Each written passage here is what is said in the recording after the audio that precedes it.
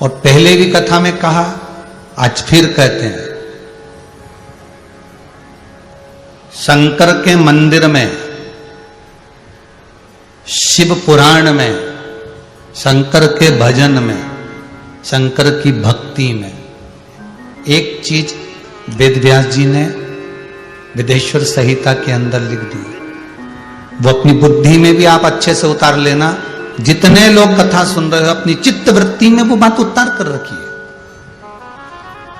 जितना दान करा, जितना पुण्य करा, जितना सत्कर्म करा, जितना व्रत करा, जितना उद्यापन करा, जितना भजन करा, जितना कीर्तन करा, जितना नाम जाप करा, जितना ब्राह्मण भोज, संत भोज, साधु भोज, कन्या भोज, भंडारा, जितना भी ये पुण्य करा, नाम जाप, स्मरण, कीर्तन, दीपदान, अन्नदान, जो भी हमने करा, वो हो सकता है कि हमारे मरने तक छिन्न हो जाए, समाप्त हो जाए। क्योंकि पुण्य भी तो समाप्त होता है कि नहीं होता है? जैसे जैसे मनुष्य की उम्र बढ़ती चली जाती है, वैसे वैसे पुण्य भी हमारा घटता चले जाता है। कैसे, उसका अंदाजा लगा लीजिए। बचपन में तुम्हारे मन में पाप नहीं था, बचपन में तुम्हारे भीतर ना पाप है, ना कोई कपट है, ना छल है, ना बेईमानी है, ना प्रपंच है। जवानी आ गई, थोड़ा थोड़ा परिवार को पालना है, लेकर चलना है, तो थोड़ा थोड़ा कपट, थोड़ी सी छल, थोड़ी सी बेईमानी आ गई।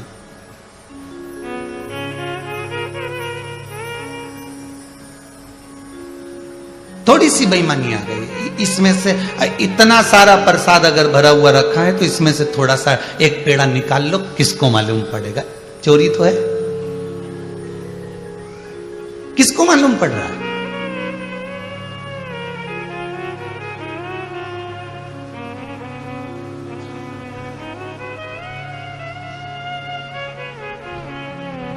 किसी ने आपको कहा, भैया अगर तुम कुबेरेश्वर धाम जा रहे हो, या तुम महाकाल जा रहे हो, या तुम ओमकारेश्वर जा रहे हो, या तुम आप भीमा शंकर जा रहे हो, तो ये हमारा 200 रुपया ले जाओ। अब तुमने सोचा, ना तो वो यहां देखने आ रहा है, ना पंडित जी को मालूम कि 200 का है, ना रसीद वाले को मालूम कि 200 का है। उसमें से तुमने अगर 100 खसका ली है, तुमने तो खसका ली है, पर उसने कितना खसकाया ये तो वही जान सकता है। तुमने तो निकाल लिया कि उसमें कोई ने देखा नहीं है, उसमें किसी ने भाला नहीं है, इसमें किसी का अंदाजा रहा नहीं है, इसमें कोई देख ही नहीं रहा है। आप मन का धन कर सकते हो, पर अपने आप को आप समझा सकते हो, पर अंतिम क्षण जब प्राण छूटने का आता है, हमारा किया गया सारा पाप हमारे सामने एकत्रित हो जाता है।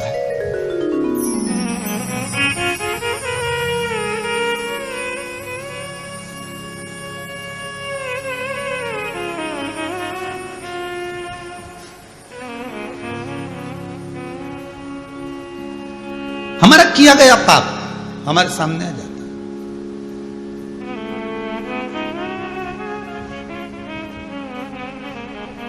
किसी बच्चों को नहीं मालूम कि इनके घर की स्टोरी क्या है, पर उसके घर के एक व्यक्ति को चुनाव में खड़ा कर दो, फिर पूरी स्टोरी मालूम पड़ जाएगी कि इसके काका जी ऐसे थे, ने फूफा जी ऐसे थे, ने बुआ जी ऐसी थी, ने नाना जी ऐसे थे, ने पिताजी ऐसे थे, ने भाई ऐसा था, ने कुटुंब।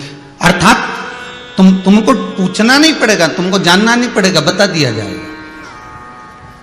उसी तरह प्राण छूटते समय जब अंतिम बिंदु आता है, मनुष्य के प्राण खींचने के लिए यम के दूत आते हैं, प्राण निकल रहे होते हैं, जीवात्मा कहती है कि मैंने खूब दान करा, मैंने खूब पुण्य करा, मैंने खूब सत्कर्म करा, मैंने खूब भजन करा, मैंने खूब दान दिया, मैंने व्रत किया, मैंने उद्यापन किया, मैंने गंगा नहाया, सब कुछ किया।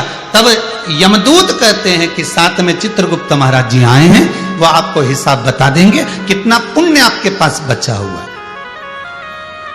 500 रुपए कमाए थे, खर्चा मालूम पड़े 550 कर दिए। जो जेब में पहले का रखा था वो भी चले गए। उसी तरह पुण्य तो तुमने बहुत कमाया, मंदिर में जाके दिया जलाया, पुण्य कमाया। बोलो कमाया कि नहीं कमाया? जितने लोग आस्था पर कथा सुन रहे हो, जितने मोबाइल पर सुन रहे हो, जितने स्मरण कर रहे हो, अच्छे से बोलना, मंदिर में दिया लगाया, पुण्य कमाया कि नहीं कमाया? कमाया। तुमने दान किया, पुण्य कमाया कि नहीं कमाया? कमाया। तुमने सत्कर्म करा, व्रत करा, उद्यापन करा, पूजन करी, अर्चना करी, सारा पुण्य तुमने एकत्रित कर लिया। अब मान लो तुमने 500 रुपए कमा लिया, अपन पुण्य को समझो 500 रुपए। अब तुमने 500 रुपए तो कमा लिया, अब खर्चा जोड़ो। किसी के लिए झूठ बोल दिया, 100 रुपया खसक गया, गया तो सही, पुण्य समाप्त तो होगा, खर्चा भी होगा। तुमने किसी के लिए अपशब्द कह दिया, 50 रुपए गए। कितना बचा है? 350। हिसाब के तो तुम बहुत पक्के हो रहे। 350। अब फिर मालूम पड़े किसी को गलत दृष्टि से देख लिया, गलत भाव से देख लिया, गलत मन से देख लिया, 50 वहां खसक गए। कितने बचे? 300। और मालूम पड़े पड़ोसन आ गई, खूब सारा प्रसाद दे के चली गई, निंदा का रस डालकर चली गई, 100 रुपया खसक गया। कितना बचा? 200। हिसाब लगा लो जरा अच्छे से। हो ये तुम्हारा और हमारा सबका है। जितने कथा सुन रहे हो उनका भी, और जो कथा कर रही है उसका भी, सबका हिसाब है मेरे मालिक के दरबार में। सब लोगों का खाता, किसी को कौड़ी कम नहीं देता, किसी को कौड़ी जाता। बचे 200। देवरानी के लड़के को छोटे से गिलास में दूध दे दिया, खुद के लड़के को इतना बड़ा गिलास, 50 खसक गए। कितने बचे? 150। पति रात्रि को कोई सामान लाया, चुपचाप कमरे में निपटाया है, 50 खसक गए। कितने बचे? 100 बचे। अब वो 100 रुपए अभी चलने दो जरा, हो अभी चलने दो। दोस्तों के साथ घूमने गए, मालूम पड़े उन्होंने कह दिया, अरे कौन देख रहा, ले थोड़ा सा ले। कहीं मदिरा पान, कहीं मांसाहार, कहीं गलत कर्म कर बैठे। 50 फिर चलेगा। कितने बचे? 50।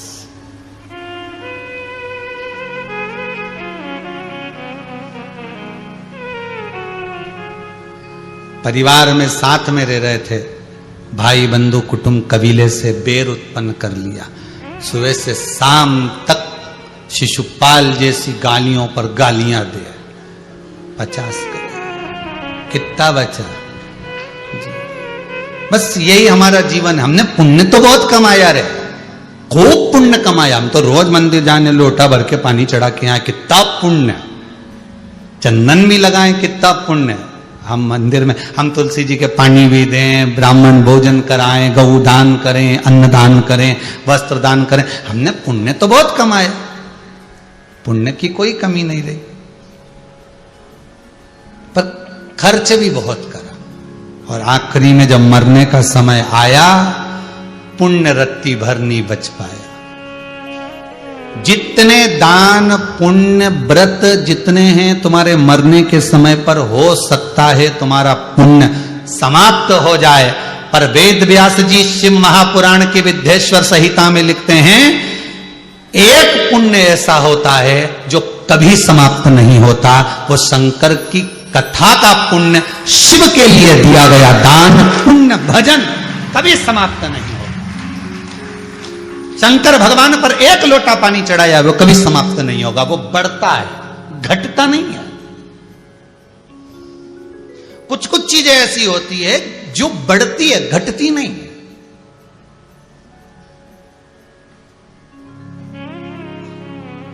₹90,000 का एक मोबाइल ले लिया तुमने, कितने का? वो कटा हुआ सेव फल।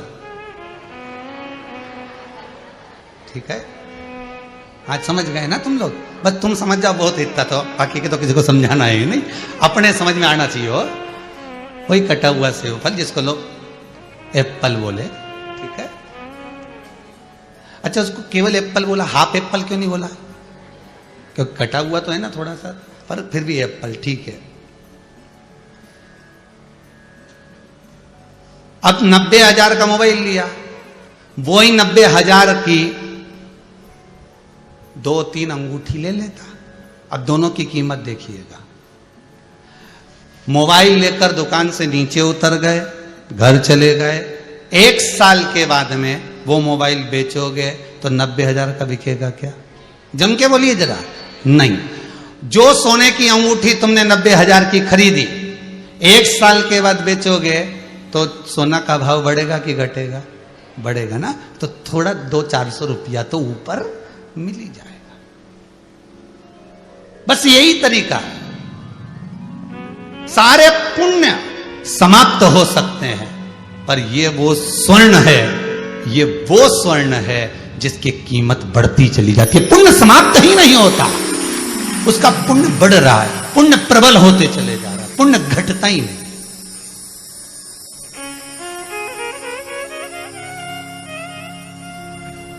ये कभी नहीं घटने वाला, ये बढ़त में जा रहा है।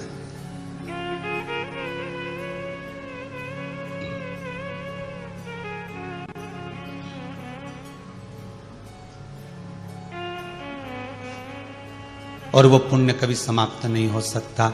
शंकर का भजन किया हुआ, श्री शिवाय नमस्तुभ्यम का जाप, ओम नमो नमः शिवाय का जाप, ओम नमो भगवते वासुदेवाय का जाप, श्री कृष्ण शरणम ममा का जाप, भगवान राम का स्मरण आप जितना कर रहे हो,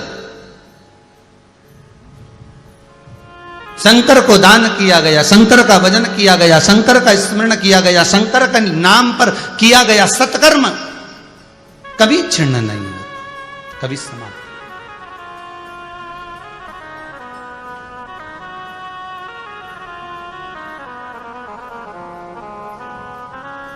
भजले प्राणी ओ अज्ञानी, 2 दिन की जिंदगानी काहे को भटक रहा है, क्यों भटके? मिला मौका, वासुकी नाग की धर्म पत्नी शतशीर्षा ने वो फल अपने पति के खाते में दे दिया। शिव की आराधना का फल जो होता है वो आप किसी को भी दे सकते हो, किसी को भी। जैसे श्रीमद् वल्लभाचार्य जी ने जगन्नाथपुरी में जाकर मायावाद का खंडन करा, एकादशी को उल्टा लटकाया, कहा एकादशी का दान देना है तो जीते जी दो, अन्न दान देना है तो जीते जी दो, किसी भूखे को भोजन कराना है तो जीते जी कराओ। मरने के बाद की कोई गारंटी नहीं कि मिला कि नहीं मिला, पर जीते जी दान कर दिया, जीते जी भजन कर लिया, जीते जी स्मरण कर लिया, जीते जी कीर्तन कर लिया, जीते जी मंत्र जाप कर लिया, जीते जी नाम जाप कर लिया, तो ये आपको ज्ञात तो रहेगा कि मैंने इतना करा, मैंने ब्राह्मण भोजन कराया, मैंने गौ का दान करा, मैंने ये करा, मैंने संत भोज, ये आपके खाते में आपको ज्ञात होना चाहिए कि मैंने करा है।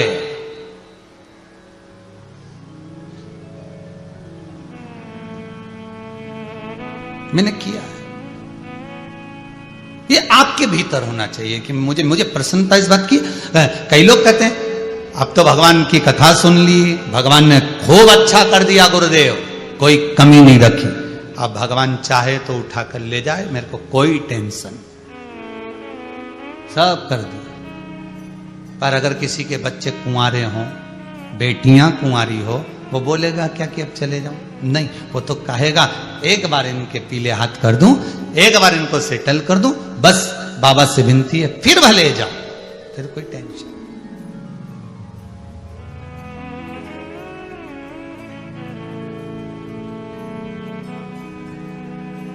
आज कोई एक आगरा से बच्चा आया हुआ था, लड़का, वो कह रहा था गुरुदेव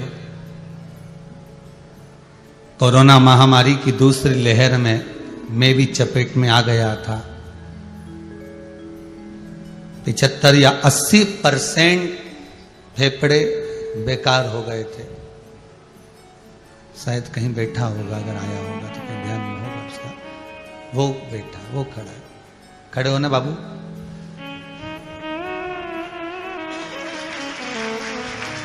डॉक्टरों ने कहा, जवाब दे दिया था, पर मेरी मां ने शंकर की कथा सुनी थी, शिव महापुराण, और वो शिव महापुराण की कथा में बेलपत्री शमी पत्र का जो महत्व बताया था।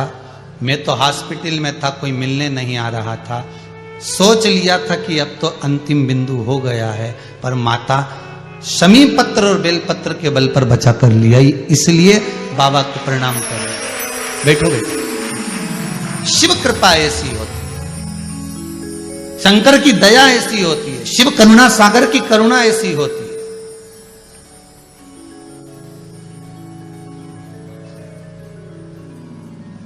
दुनिया के लोगों को भले लगे कि बेलपत्र में क्या है, शमी पत्र में क्या है, क्या होता है शंकर भगवान को जल चढ़ाने से, क्या होता है भगवान शंकर को गेहूं के दाने चढ़ाने से, क्या होता है शंकर भगवान को तिल्ली चढ़ाने। ये दुनिया के लोग भ्रमित हो सकते हैं, पर शिव महापुराण अपनी जगह पर जो वर्णन कर रही है वो सहज नहीं हो सकता।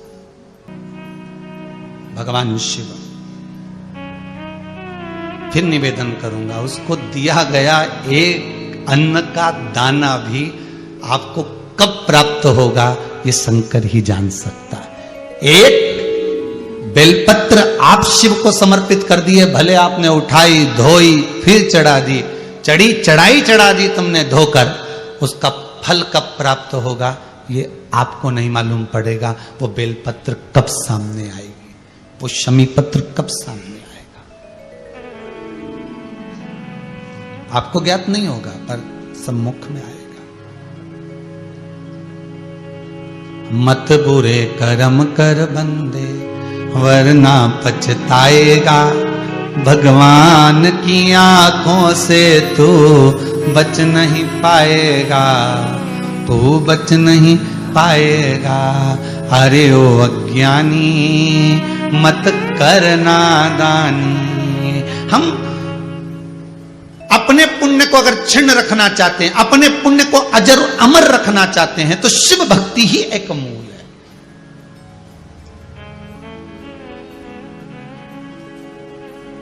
अकाल मृत्यु वो मरे जो काम करे चंडाल का, काल उसका क्या बिगाड़े जो भक्त हो महाकाल का। शंकर का भगत होगा तो काल भी क्या करे। बात यहां अड़ी हुई है, तो केवल दोहा बोलने का नहीं है, इसको समझने का है कि शंकर का नाम लेने पर काल भी खड़ा रहता है। उसका कारण क्या है? क्योंकि इसका पुण्य क्षीण ही नहीं होता, तो काल को भी सोचना पड़ता है कि मैं कैसे पकड़ के लीजिए, इसका पुण्य तो इतना सारा है। इसने शंकर जी के मंदिर में दिया लगाया, इसने शिव जी पर 1 लोटा पानी चढ़ाया, इसने बेलपत्र चढ़ाया, शंकर की कथा सुनी है, तो ये पुण्य कभी समाप्त नहीं होगा, तो ये तो अजर और अमर रहेगा।